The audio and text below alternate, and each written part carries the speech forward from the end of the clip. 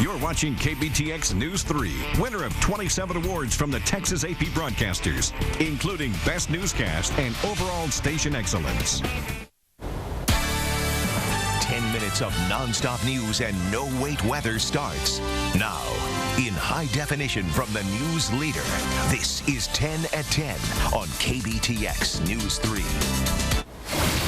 Breaking news tonight, the National Weather Service now says it was as many as 13 tornadoes that ripped through much of the DFW area last night, killing 6 people and wiping out entire neighborhoods. Tonight, many people are without homes. Thousands more have no power. We have team coverage tonight. News 3's Clay Falls is in Granbury. More from him in just a moment. But first, Anna Werner shows us what an F4 tornado can do.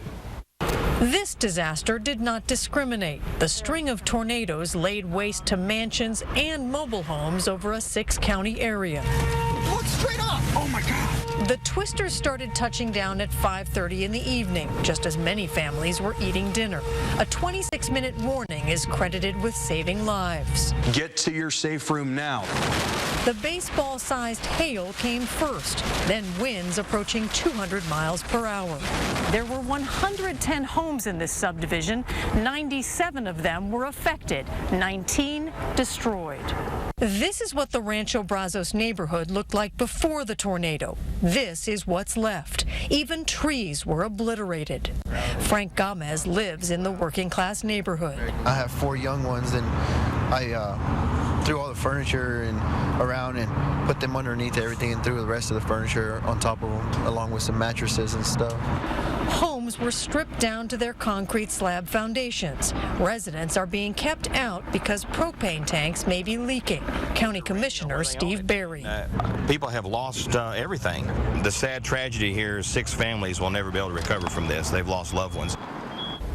Now, some of the destroyed homes were built by Habitat for Humanity, and one of them was to be given to a low-income family this weekend. News 3 reporter Clay Falls grew up in that area and joins us live from Granbury with a first-hand look at the destruction. Clay.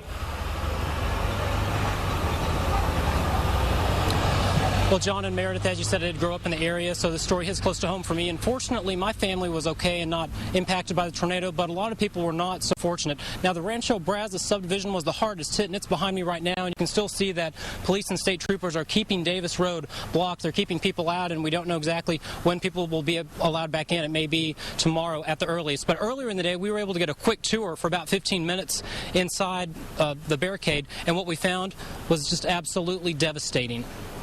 A storm of unimaginable intensity leveled homes, destroying everything in its path here in the lakefront and tourist town of Granbury. The EF4 tornado, confirmed by the National Weather Service, made a mess of resident David Barton's yard and roof. The house itself seems to be in good shape. As you can see, we got a lot of debris on the roof. Neighbors are reporting a lot of damage to their roof. I haven't been able to really get up and assess our roof yet, but probably will need a new one. Thursday afternoon, law enforcement is restricting access into the 2 neighborhoods. I don't want anybody going in there and getting hurt, so I'm going to make sure that it's safe for them to go in before I let them go in and not have any disruption caused for the search operations either.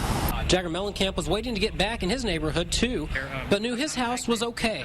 It's crazy to think that it just happens that fast. You know, people weren't expecting it, and just this huge storm came through out of nowhere, and people weren't prepared. It's a tragedy. But there were still 7 missing, so I was listening to the scanner this morning, and they were still trying to, I think, in the recovery process.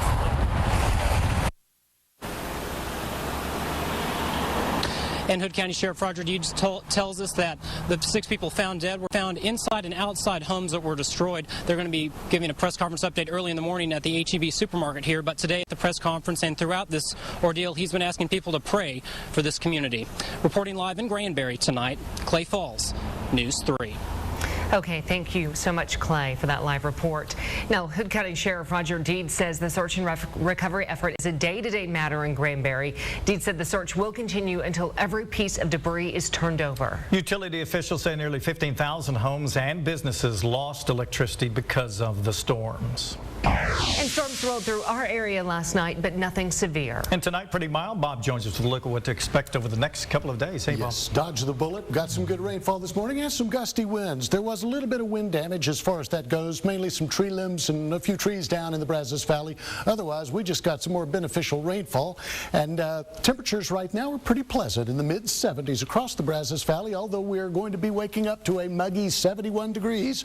Not going to be dropping much more tonight. The humidity is going to be with us. Rain chances are not going to be, though. They dry up for the weekend. The atmosphere heats up, and we've got a real steamy weekend in store. A lot more with the rest of the forecast in a few minutes.